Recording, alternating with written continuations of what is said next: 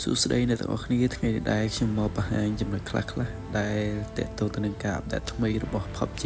ចំពោះការអាប់ដេតនៅក្នុង setting ទៀតសោតគឺ PUBG បានទម្លាក់ graphic របស់ខ្លួនមកត្រឹម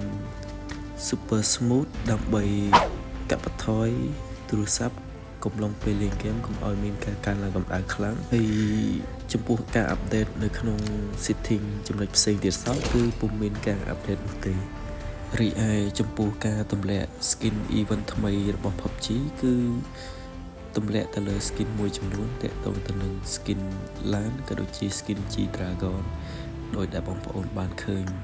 ដែលខ្ញុំបង្ហាញចំពោះ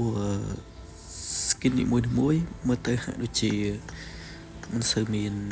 លក្ខណៈលេចធ្លោអ្វីខ្លាំងនោះទេ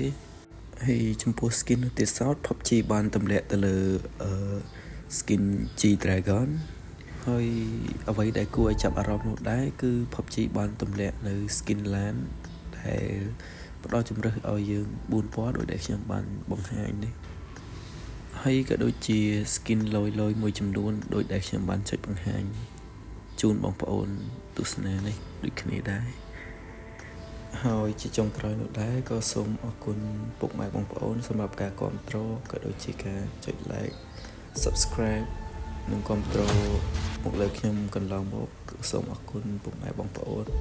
សម្រាប់ការគាំទ្រ